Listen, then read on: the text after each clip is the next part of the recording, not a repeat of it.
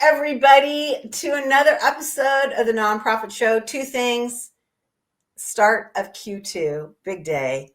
But Cody Bender, I got to say, you're a warrior for coming on the April Fool's edition. Yeah, I'm just happy that the invitation was real and that I showed up. I showed up and you were here. So that was step one.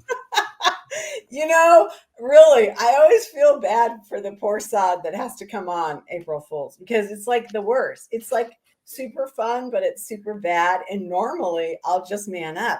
We normally have somebody from YPTC that comes on, your part-time controller, that talks about fraud against nonprofits because it's a real thing. And so this year I was like, I just can't do it. We got to get somebody else because it's just like, it's too close to the bone. But anyway, Cody Bender, you got to love him because he came on, like I said, April Fool's, but this is no joke.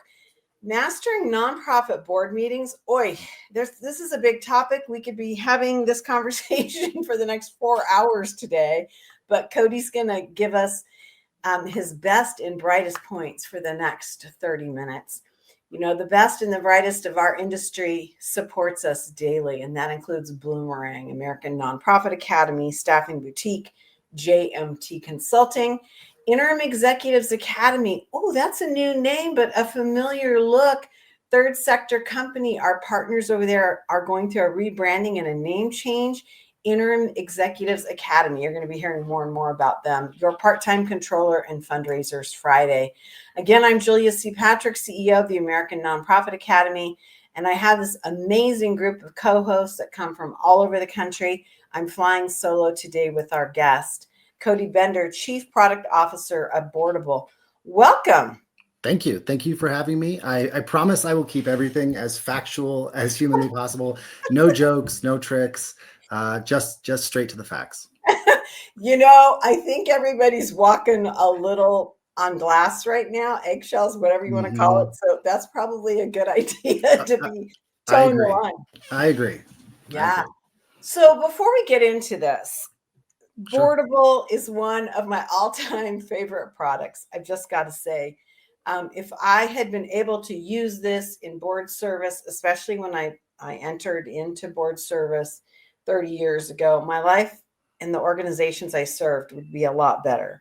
So talk to us about your platform and kind of what it involves, because it's absolutely fascinating. So first off, thank you for the kind words. It warms our hearts. That's what we're looking for.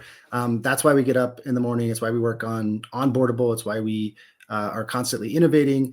But Boardable is board management software, and that sounds a little dry. It sounds a little boring, but the reality is it's specifically for nonprofits. So that's who we're thinking about day in, day out, the challenges of how do you run successful meetings, right? So how do you get prepared? How do you optimize in those high leverage situations? You don't get that many chances. How do you keep track of what's being decided? How do you store your documents? How do you communicate as a team, right? When you really think about that. And we kind of meld a little bit of, the mission focused ethos that comes with nonprofits, the people who are there, the volunteers, the reasons why they're there, with some of the best practices you're going to get into from a for-profit organization, right? We want to learn what is transferable and what isn't. And it really is all born out of real need, right? Our founder, the idea for this application, for this product, came from those frustrations that everybody that's watching this feels. And so the genesis of it was very pure. It was very much like, I just want to solve this problem. And today that hasn't really changed. We are still very customer centric. We listen to customers. That's where a lot of the discussion today is going to spring from, is these are things I hear all the time. Can you help us with this? This is hard. We're struggling with this. And so just want to share it at large. It does feel better. I think misery loves company a little bit. It does feel better when you know that everybody else has these same issues, and we do our best at Boardable to try and help solve those. Mm-hmm. It's so interesting. I feel like you're one of those companies that was born of a good idea, but then you kind of got pitched forward at this rate of craziness because of the pandemic, because all these organizations had to be meeting and leading, and there were really no solutions, and then all of a sudden there's this new company, and I just feel like it's a really interesting time in management, social management, for you all to be out there and to see how you've grown and changed, and refined your product is fascinating to me. But I want to get on. I mean, you're not. I'm not getting paid for this. I Sure. want everyone to know that this is like my legit feelings. So I want to start with the power of a well-crafted meeting agenda, because man, we've all been in meetings where, even though the mission is so important and we believe in the work, if the meeting is not well done, it's a deal breaker for me, Sure. at least. For most people it is. And one of the things I want to say is, it is easier than you think. It's so daunting to get started. It's so Okay. like, you think, oh, how do I start with an agenda? I have to think of the whole thing. You really don't. Like, it's Okay. really, how do you structure it from moment 1 to moment 2 to moment 3? And your goals really help you in every meeting. What am I trying to accomplish? Make sure you've got an agenda item that's going to set you up for that. The other thing I would say about an agenda, before you even get into like, how are you using it, collaborators, it can be a huge tool. And we allow this, which is multiple people working on an agenda helps to align your most important allies within a meeting, right? So Okay. use that tool to come into it feeling very confident. These are the things we want to talk about. These are aligned with our goals. These 3 other people who've been working on it with me are there with me. You're 80% of the way, and you're about to get the benefits of having an agenda in the meeting.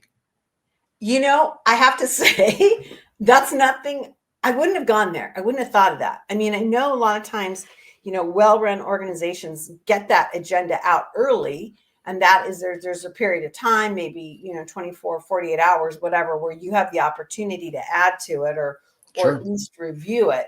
But I like your intention there. I think that's really smart, and especially given how busy we are, to make sure that we're going to get things covered. Because, I don't know about you, but it seems to me like more and more nonprofit boards are shrinking the number of meetings that they're having.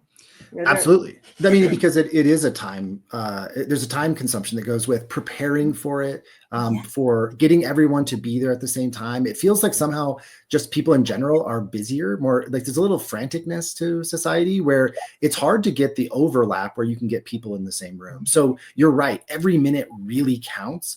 And so if you're going to get in there, I think this is sort of the second thing I would say about agendas is it's all about setting expectations. Here's what we're coming to talk about. And I think for new members, especially, it can be a little daunting. You're walking in the door. These people have been meeting without you. And just the sense that, oh, this is how it's going to be. This is what we're going to talk about. Put them at ease. And if you have a shared agenda, you're going to be able to align and bring people into the conversation because they've had time to think about it. You said it, 24 to 48 hours just to marinate on the things that they saw on the agenda. So we think it's critically important. It's a big piece of what we do. I do have a little bit of a bonus tip on this one, which is don't let form override function. And this is something, speaking of the pandemic, like I went down a rabbit hole on like good slide design and things like that during the pandemic. I was really thinking about like what makes great presentations. The same things apply to the agenda, which is too much going on the page distracts you from the content. And so let the content be the star of the show. Spend time on the agenda, but don't get worried about, oh, I need to make it red and black alternating, or I need to have all of the information has to be in this tabular format. Clean, clear, concise, ordered. Those are your outcomes. That's what you're looking for. And that will serve you better than any Word document template that you've been hanging on to for 10 years. Those things, they're nice and they're familiar, but if Yeah. you really boiled it down, you could take most of that stuff off the page. And I would venture a guess it'll be a little more readable and a little more consumable. Yeah, I agree. I think that we just are swamped, especially in the board meeting situation where we're trying to cram down, a month or a quarter's worth of work and into, an after at the end of the day meeting where everybody's kind of tired and cranky anyway. Right. 100%. I mean, so yeah. So let's move on to talking about the role of record keeping. I mentioned this to you in the green room. You know, the litigious nature of the nonprofit sector. We used to think we were immune from this, Yeah. and that we wouldn't have issues, that we would need to kind of go back and prove our fiduciary roles or our actions or voting, things of that nature. So talk about this nature that we need to really be thoughtful about. Yeah, you really have to be prepared for it. And I think one rule of thumb is the more energy it requires, the harder it's going to be to do. And so try and find ways to really reduce the overhead, the cognitive load that you're going to introduce to get your record keeping where it needs to be. So I highly suggest that if you are looking at transcription or recording, if you really are trying to sort of inoculate yourself against, lawsuits, right? Sure. I would say that's a great place to start, right? I think having an agenda that is part of the record of the meeting, right? Don't just be reusing a Word doc over and over and over. Yeah. Have something that's part of a meeting. Have a record of everything that's done in that meeting. I think there's a flip side to record keeping as well, which is very much around accountability. What did we decide? So you mentioned voting, but what did we say people were going to do in the room? And I think that's where frequently, if tasks are created, it's also great to keep most of that as part of the meeting record. If you're keeping it in a separate like task management system, which is actually really productive, the problem is if you get to the latest and greatest, if you start to, move around or you lose somebody that had access to it, you're going to lose track of a lot of things that people went and did and maybe some outcomes there. So I would suggest find a way to lower the overhead, but to be a little more rigorous in your record keeping and organize those records effectively, because you can keep the greatest records in the world. If you can't get to them and you can't find them, man, you're really in no better position than if you didn't do it at all. Right. So this makes me think of a question I had for you. Sure. And that is a kind of in alignment with this. What are your thoughts on what are your thoughts on a consent agenda? Because it seems to me that in a consent agenda, a lot of those tasks or commitments, whatever you want to call them, Yeah. from board members could be inserted there. Do you see that as a part of accountability? Sure. I mean, I think that the method, like, so if a consent agenda is a method that your board and your organization feels like is going to be advantageous to track those, I would definitely say go for it, right? Mhm. I also think you have to look at outcomes, and picking something is only as good as the set of outcomes that you start to get. So if you choose that route and it works for you and you're really storing it alongside the rest of the meeting Yeah. data, great. If you try that and find that it's not actually very useful in real world context, because for whatever reason your members don't see it or they don't go back to it or there's no reminders triggered off of it, then I would suggest maybe look for an alternative. But I think you should look until you find something that works for you. Yeah. Don't settle. I mean, that's actually one of my tips is do not settle. Settling is the fastest way to get mediocrity and to leave yourself exposed.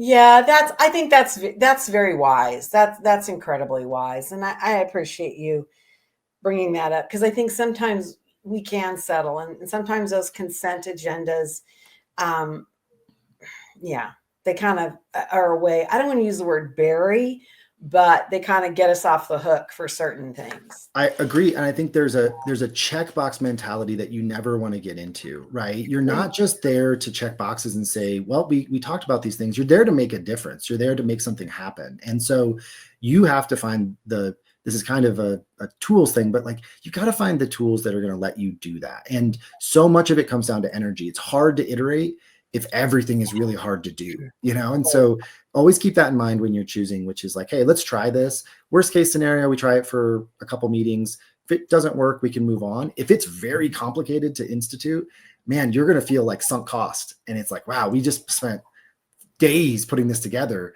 We can't just get rid of it after 2 meetings. So it's a balance for sure. Yeah, and I appreciate, more than anything, I guess I appreciate that mentality of exploration, that we're going to try it, we're going to experiment, we're going to see, if this makes us better. And I appreciate that. I think that's pretty wise. So Boardable is a platform that that we can engage with, whether we're doing meetings IRL or we're working remotely. There are a lot of tech tools now for our sector that have brilliantly come along. Mm-hmm. I would say that the nonprofit sector is not always the quickest to adopt to Sure. tech, That's for true. a lot of reasons. But what are you seeing when it comes to best practices? And I ask this question with a framework of, if you will, ageism, because we have Oh, a lot of board members that skew to an older demographic sure. who have maybe spent 30, 40 years of board service and it's always been done a certain way. Now we have these tech gates that are opening. Mm-hmm. And kind of like, what are you seeing with that bigger picture, and what should we be thinking about? Yeah, so I had a couple things in mind when we were thinking about this topic. I'm going to flip them around to answer Yeah. that because I think that's very real. I think this there's a stereotype, earned or not, that is, hey, how do tech for nonprofits is going to, especially boards, you need a different approach than you would need if you were launching a consumer app on the iTunes store, right, tomorrow, right? Where you're like, hey, this is going to be my 10 and 9-year-old, they figure things out in 5 seconds that would take me a week. So let's start with, I think there's two really important things when you think about the tools that you're considering. First is setting a kind of a minimum expectation threshold. What do I expect the folks on my board, the members, to actually do, right? So if I say I'm setting this now, no matter what we decide we're going to use, we're not going to email these things back and forth anymore. It's insecure. I think it's a little bit risky. From now on, we're going to have one place, and I'm going to expect everybody in here to go to that place. Setting that expectations makes it, you can't have a list of 30 of them, but you can have a list of maybe 4 or 5 where you say, guys, this is really important that we do it this way. It lets people overcome a little bit of the change management issues, right? It's very, like, I've always just had it emailed to me. I've always had it delivered to me. It's always been paper. Like, what did a great job of forcing change management was the pandemic. It's like, we're not delivering you paper anymore. That might be dangerous. So we're going to send it, even if we send it to email. So find those things that really matter to you and then start from there. The second thing I would say is start small and grow, right? It's really easy to do when you've picked your set. If you're saying, hey, we're not going to use email anymore, or I get much better attendance if I can make this a hybrid remote in-person meeting. You're going to have to figure out how to be able to log in. Now you can pick those tools and really dial in on the ones that matter the most. And then those other ones, because again, to your point, the audience is different, and you don't want to create a lot of pain for that audience to get the things that you really need. So set the expectations and start small. I'd say last tip with any of this is don't overestimate your ability to put a system of tools together. So if you're thinking about ideally how your board is going to run and how you're going to share documents and talk to each other and run meetings, if you've got 15 tools, even if you have somebody on your board who's very tech forward and says, hey, I can help set all this stuff up, every one of those is sort of a opportunity for chaos, right? Something to go wrong or get lost. And the amount of time goes up exponentially the more that you put in. So those 3 together kind of give you a very realistic blueprint for picking something that will cover your needs, allow you to set expectations, and you're not going to spend an arm and a leg, time or dollar wise, getting it in place. You can do it fairly quickly and not cheaply necessarily, but effort is so underrated. Like, effort is so expensive. Sometimes you really need to account for that's way too much effort to put 5 things off the shelf together to do what we need. Yeah.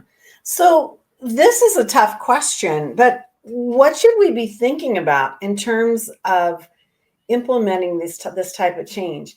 Is there a magic number? It's going to take you 3 meetings, 6 months, 6 years. I mean, what do you and your team at Boardable do when it comes? And I know that's a huge question. I realize that's a huge question, but realistically, what should we be thinking about because I think a lot of times with software, we feel like, okay, we're going to do it and it's going to be great. And we're going to start it on a Tuesday. And by next Wednesday, it'll all be done and good to go. And that's not the case. There's that saying, right? It's like physician, know thyself, right? Well, board, know thyself. You have to really know what is is my board going to be, are they pretty tech savvy? Are they pretty, up on the latest and greatest? Are they bought in? Are they going to be excited about this?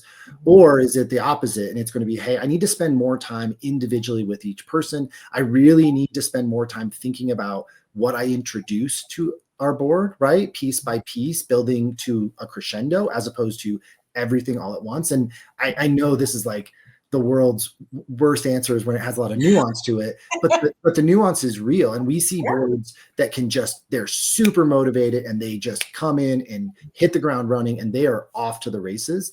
And we see the slow burn, right? We see hey, this is taking us a little longer. Maybe we come back and revisit their goals with them, or we come back and we talk about, hey, what are the things that are keeping you from being successful? And there's no shame in any of that. None. Like that is just who you are. And it just, eye on the prize, stick to your goals. Why did we start this journey? That's what you have to really keep track of. There is no set in stone number. I will say, if you feel like it's taking too long, it's always a great checkpoint to stop and just check it out. Like, hey, your gut will be a pretty good indicator of something isn't quite right. We're not quite getting there.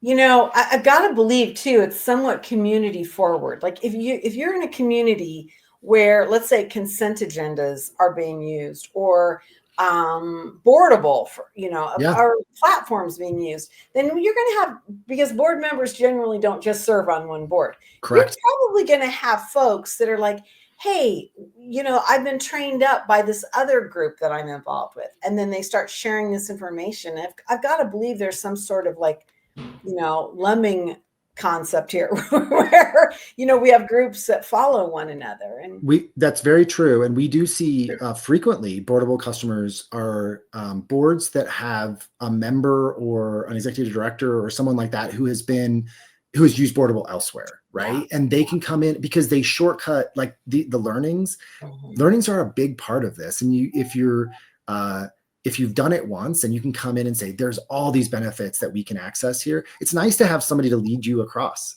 like, hey, this is the stream. Let me lead you across it. So yes, absolutely. That will happen. I think again, the more complicated the solution, the more leading has to be done. So you have to be careful, right? If somebody says, hey, I've done this, but we have to go get these 20 tools you're all have to learn, you might need to pump the brakes on that and say, let's start with a couple of them, because that might be our best bet.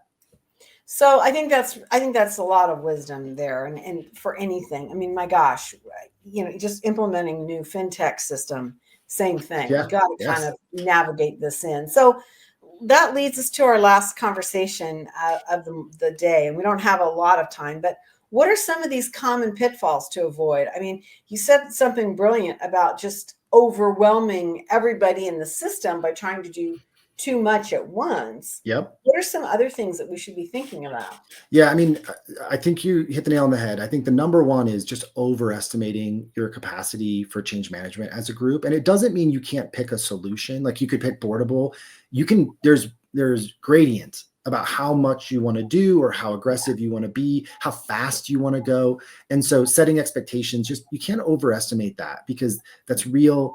Everybody's busy. We were talking about that. They have lives and you're asking a lot of them. And so you just have to really manage your expectations there. If somebody's expectations are way out of whack and I thought this would be 2 hours and it's 2 weeks or it's 2 months, that's where it starts to get really frustrating. I think trying to do it all alone is a pitfall. You'll see this where one person just takes on this sort of monumental task. And all of us who've ever tried to do a project, you want to bring people with you so they can have empathy and they can see the difficulty and they can help you come up with answers. And then they can also be champions for that, right? Like, hey, we looked at that. Here are the reasons why we did it this way. Don't just try and go into a room and figure it out, right? Engage your team, engage your board. engage your family if you need to, right? Like engage the people that can support you and help you, bounce things off of them. And then I would say one of the other pitfalls is trying to replicate what you do today and get the same goals. So, and what I mean by that is, interesting. It'd be hard to do really great record keeping if you're also doing a lot of like paper-based activities, right? Like that doesn't make sense, right? And so rather than meet, your board where they are, try and set some middle ground where it's like, hey, I'm trying to do these things. I'm trying to get us in this space. And here's why. I need you to meet me here rather than expect me to still hand deliver a board packet to you or call you to remind you that there's a meeting. I just need you to do these things. And the dialogue gets much more constructive. And so I think never try to replicate exactly what you're doing today and expect a different outcome, because that's pretty hard. It's a big ask. It's so interesting. It just made me think years ago, I was working with a community government and we were talking about agendas and how we could navigate their elected city council. And they were in a rural community. And one of the things that they started making changes, and it was the right thing to do. But they realized everybody was getting screwed up by their technology because it wasn't all the same. And so the county manager, the city manager went out and bought iPads for everybody. The exact same, he bought 12 or 13 and had them all delivered and did like a training so that everybody's technology was the same. And right. I thought that was genius. And it really did help. It was challenging for a lot of those folks, but it was a heck of a lot better than everybody working off of different systems. They never probably would have been able to meet him or her where they wanted to be, right? It was never going to happen. So you had an impossibility versus something that had some difficulty, some challenge to it, right? Yeah. And so we actually see that with Boardable as well, where a board they'll purchase iPads for everyone and use the mobile app to use Boardable in a meeting or outside of meetings. And depending on your board, it can be a fantastic choice where, again, effort and time versus the dollars of those iPads. If you're doing the math correctly, it doesn't take very much effort and time multiplied across all of those people to make that work. And right. Suddenly you have a durable good that you can keep for new board members or spread around. So I think that's actually a really good idea in very specific circumstances. Yeah. Very, very interesting. Well, I told you this would go by fast. It did. It has. You have been great. Cody Bender is my new best friend, as I like to say, because all things great and all things difficult start with the board meeting. Honest to goodness, I truly believe that. And so we've had Cody Bender on, Chief Product Officer of Boardable. You can go on to Boardable and really learn about their technology and their philosophy, the things that they recognize, work using their product or not. That's what's so great. They do a lot of thought leadership.